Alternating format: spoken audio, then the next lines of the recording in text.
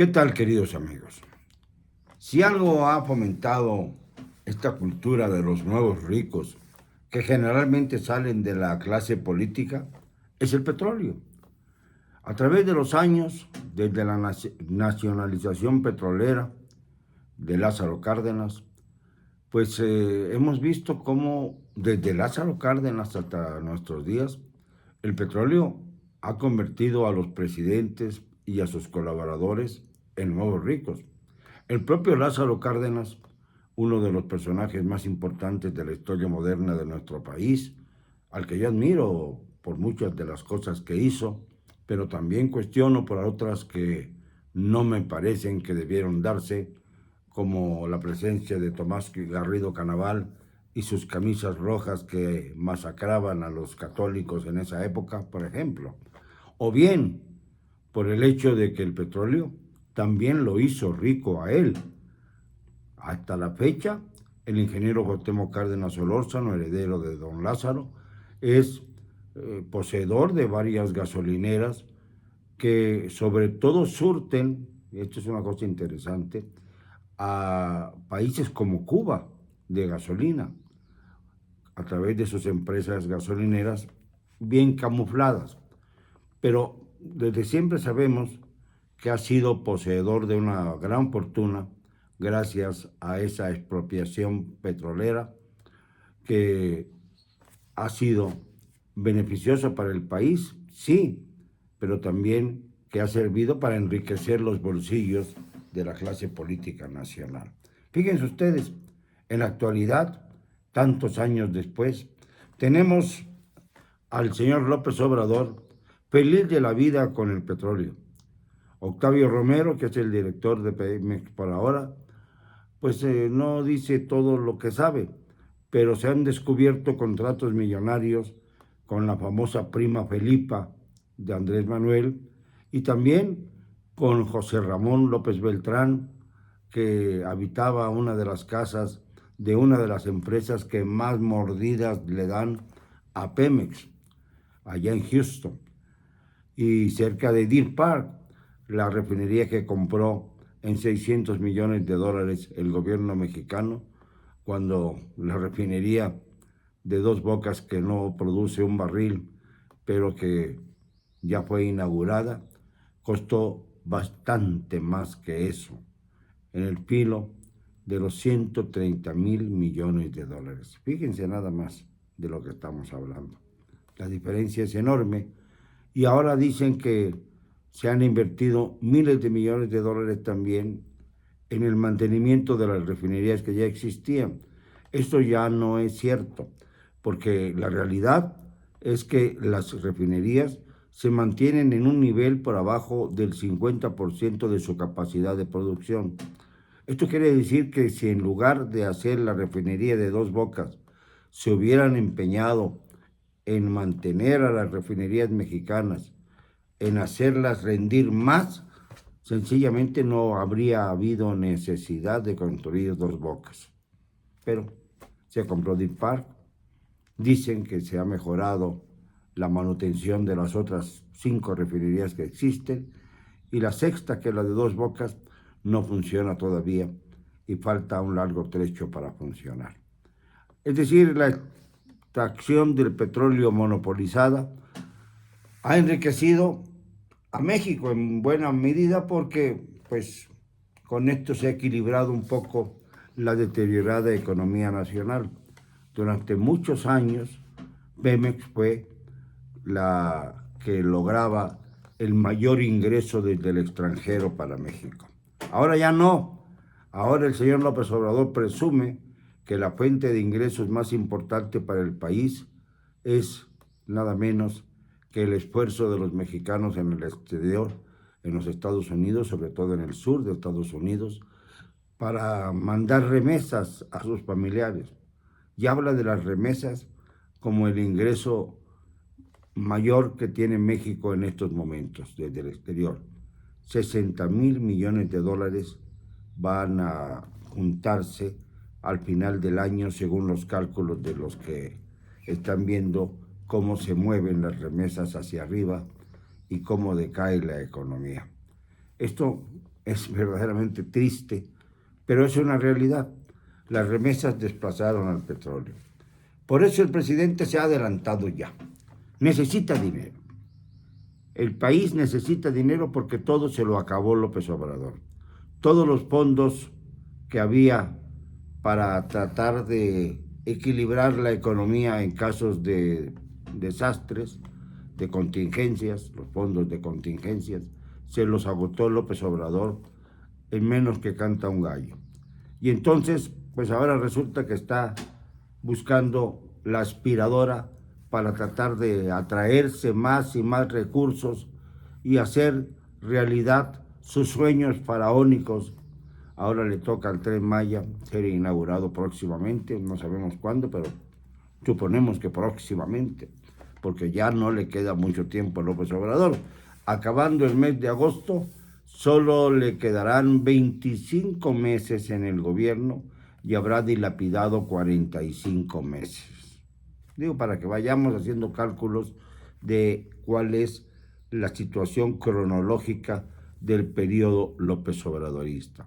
Pues bien, ahora nace Litio MX, una empresa paraestatal al estilo de Pemex, hecha exclusivamente para que el monopolio de litio quede en manos del Estado, es un decir, pero con contratos millonarios a quienes son favoritos de López Obrador.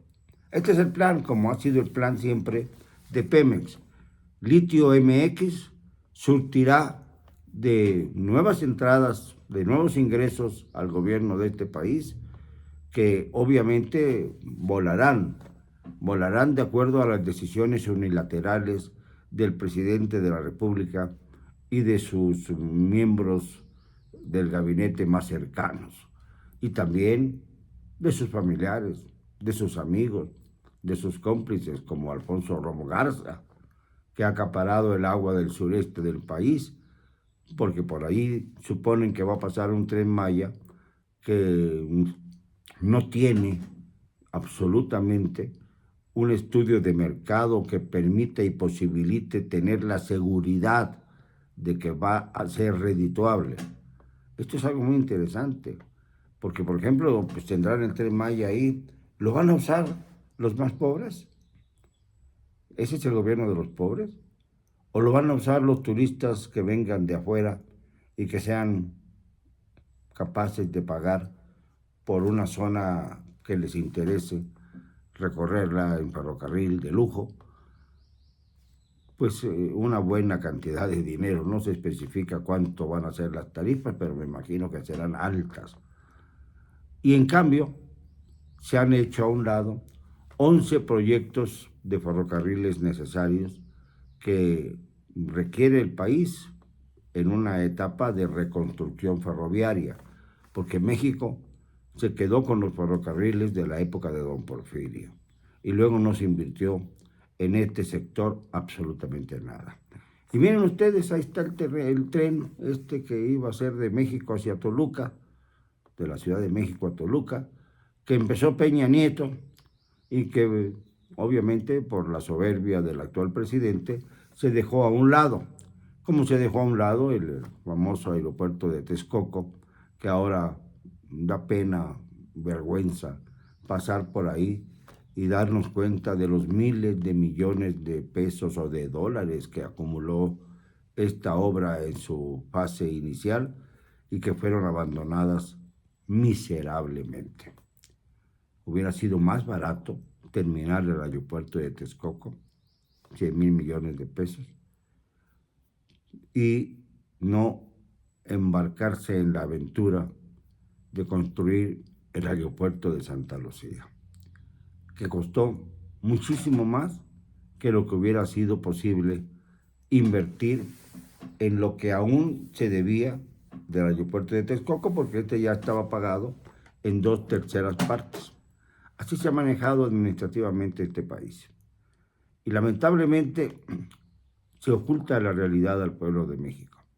Se exalta la fundación de Litio MX como una de las grandes ideas de la Cuarta Transformación, que ha transformado las cosas, naturalmente que ha transformado las cosas. Fíjense, el PRI se convirtió en Morena, esta es una transformación muy importante.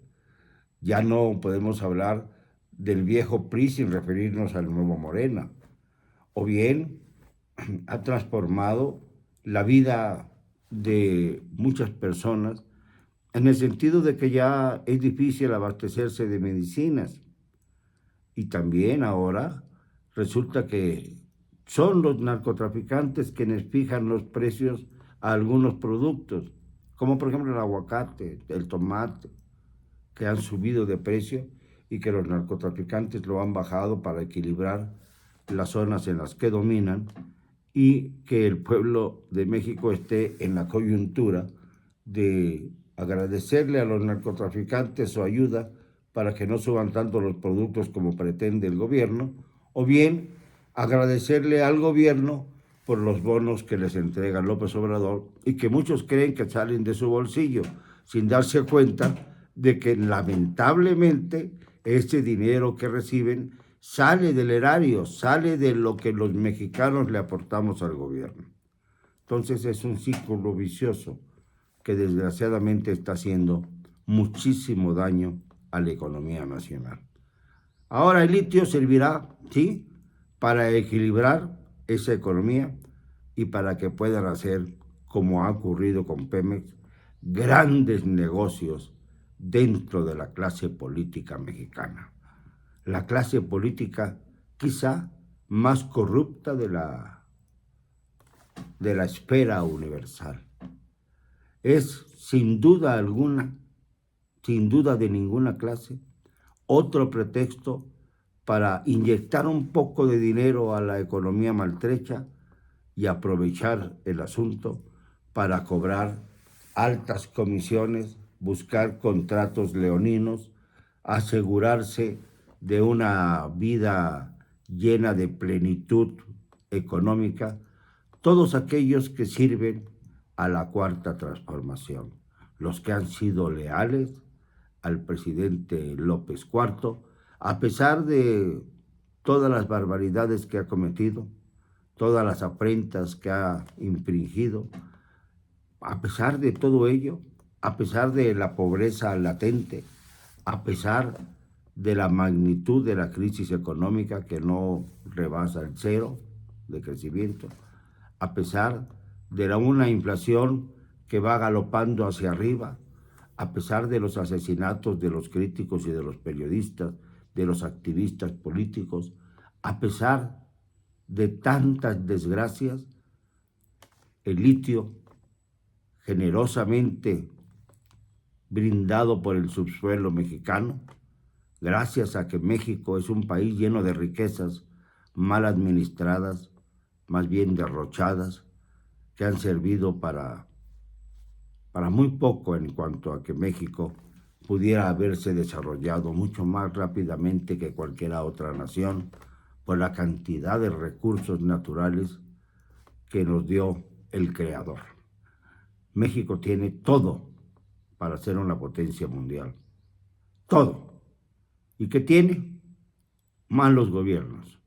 Malos gobiernos que nos han puesto la soga al cuello, que nos han llevado al camino del abismo, que no se conforman con nada, que salen casi todos ricos de sus ejercicios políticos, gobernadores, presidentes de la República, pero también los líderes sindicales, también los diputados y senadores que repiten una y otra vez en el cargo. Por cierto, Beatriz Paredes Rangel, que está lanzada ya como precandidata a la presidencia a sus 68 años de edad, es senadora. Ayer dije que era diputada erróneamente, es senadora de la República. Lo que pasa es que en su currículum aparecen muchas veces las ocasiones en que ha sido diputada federal. Pero bueno, es senadora y desde el Senado quiere levantar la cara. Esto es, digamos, los residuos del viejo PRI, porque el nuevo PRI, que es Morena, está empeñado en ganarlo todo, en arrasarlo todo, en convertir el Estado de México en uno más de sus fuertes, en uno más de sus búnkers, como lo ha sido hasta hoy el PRI en el Estado de México. Y no se diga Coahuila, que va por el mismo camino. Es decir, estamos en manos, amigos míos, de una actitud rapaz como no se había visto antes en el país.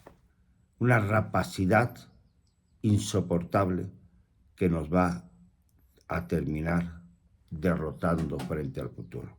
Y esto no lo queremos los mexicanos. Perdónenme, no me van a callar. Y lo digo hoy y siempre, con cero cobardía.